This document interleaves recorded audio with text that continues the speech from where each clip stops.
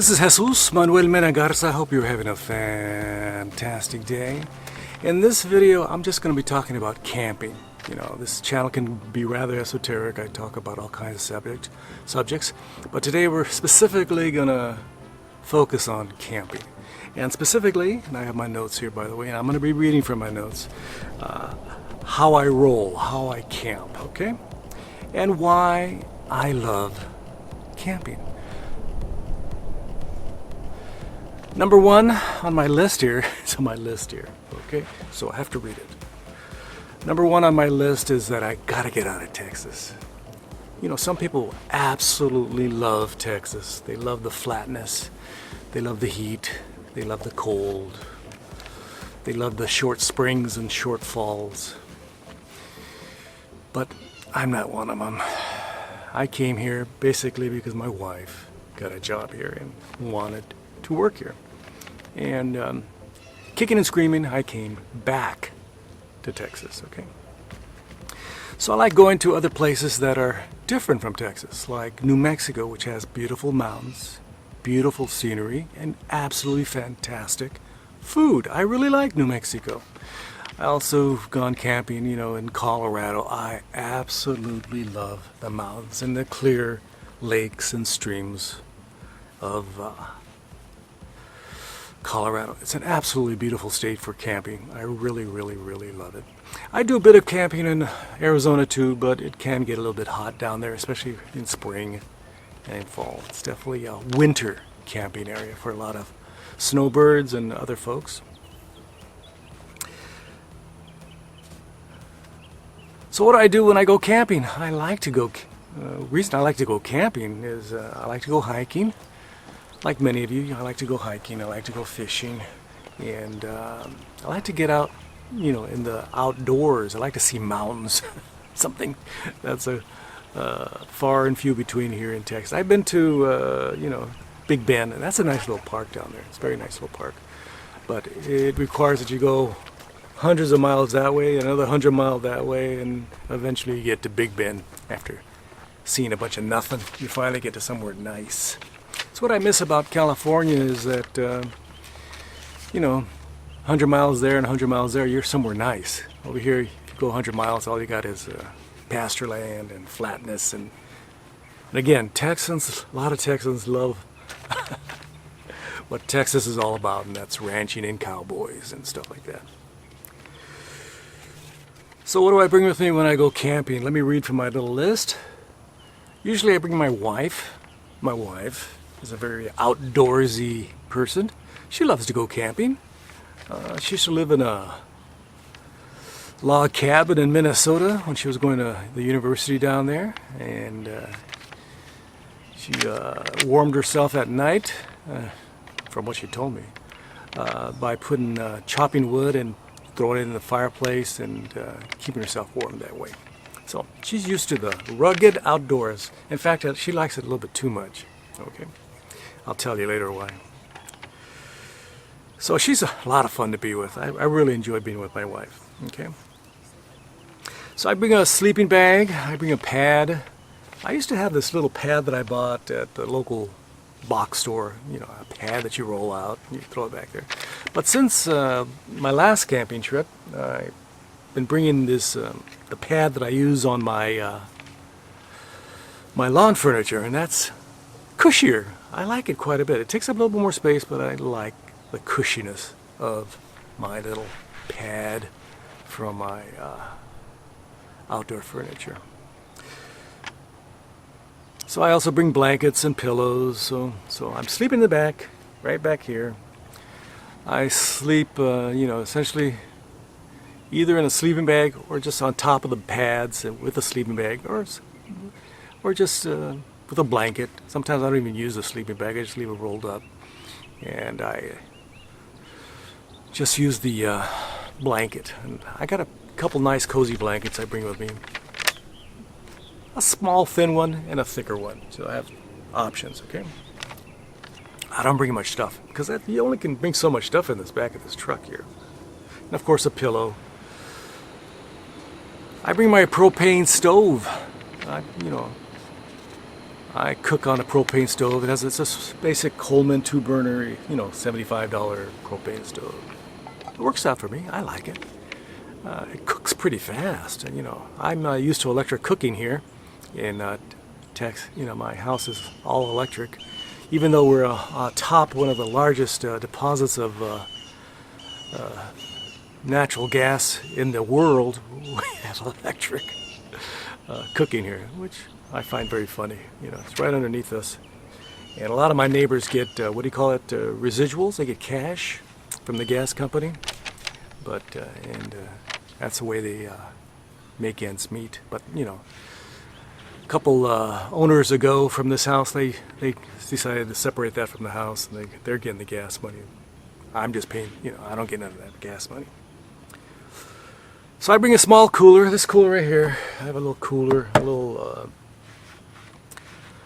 igloo, you know, well-insulated cooler. It's not a Yeti type cooler, but it's close to it. It's close to a Yeti cooler, okay? But it's about a quarter of the cost, so it's pretty good. I really like it. It keeps ice and my food cold for about 4 or 5 days, which is good enough for me. So typically I decide, you know, most of the time I'm cooking, you know, I'm just emptying a can or warming up some oatmeal in some hot in water and stuff, and I call that good. And at night maybe make, you know, have some granola and warm up a can of soup, and I call it good. So I don't need usually refrigeration. I don't typically, but sometimes I just say, hey, let's get. My wife and I say, hey, let's get some products out there. My wife's vegetarian, some vegetables for her, and for me a slab of flesh, meat, and we grill it on the propane stove. We use a fry pan for that, or you know, whatever we can. You know, we also bring a griddle. So that's how we roll. So we bring a lot of canned and packaged foods, but water is very critical for us because we need to, you know, boil stuff, you know, like for coffee and vegetables and stuff like that. So we also bring utensils, of course, spices, and of course cleaning supplies. You know, not a lot. We have one container, typically a container back here. Let me grab this. This is a container I got at Harbor Freight. That's under $10, and I fill that with canned goods, or another one I sequester away with cleaning supplies and stuff like that. So it's pretty straightforward, huh? So far it's pretty simple. We bring, of course, clothes, shoes, and etc., and of course hygiene products, toothpaste, blah blah blah blah blah. You know the usual stuff. If you want your teeth, you got to brush them once in a while, at least once in a while. So I like to brush them 2 or 3 times a day and take care of that. You know, clean myself off with some water. Typically a towel. You know, get a towel, wet towel that I put in, you know, and then I add a little soap and I clean myself at the usual locations. You know which locations those are. And I clean myself, and once in a while I even shampoo my hair. I get some water and I shampoo my hair, maybe in the river or the lake, and then I rinse it off with some clean water.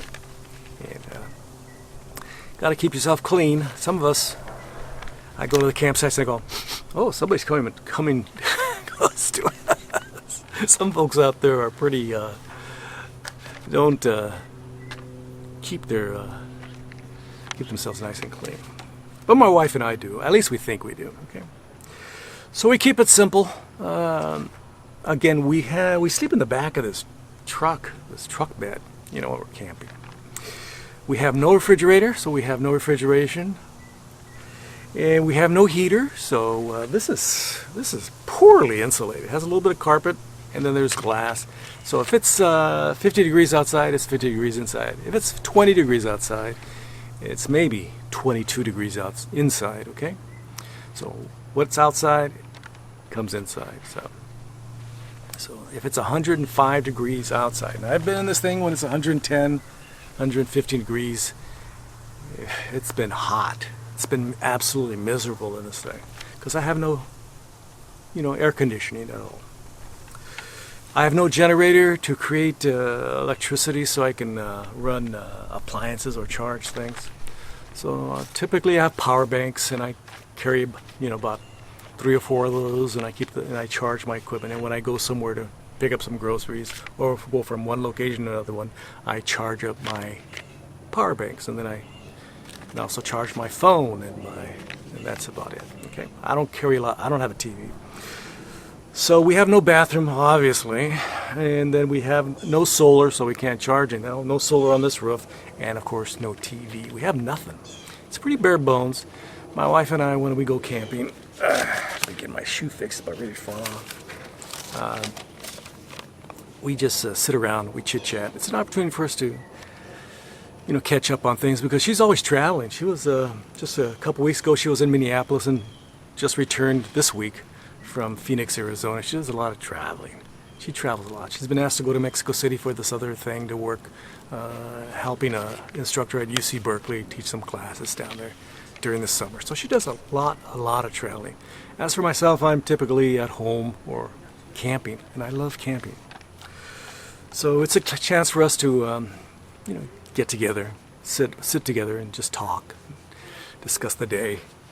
Typically we spend the weekends doing that, but it's nice to have several weeks and that opportunity, be it 5 days or several weeks, to chit-chat and catch up and see how everything's going, okay? This is the big question. What would I like to change if I could? Okay, of course that all requires money. I was going to get a travel trailer, but my wife, this summer of 2019, but my wife got in a terrible auto accident. Her car was absolutely totaled. So we didn't get too much money from the insurance company, and of course the other people they had zero insurance. Zero insurance. They had nothing. So my wife needed a new car, so we said, let's get you a better car. Let's get you something with all-wheel drive, with all the latest safety features, a 2019 model, and get you something super nice, something that you can, feel comfortable driving in the rain and snow and sleet around here, because we get some horrible weather down here. Not, it's different from California for me. I'm a California boy. Snow is as foreign as, as $1 million to me, okay?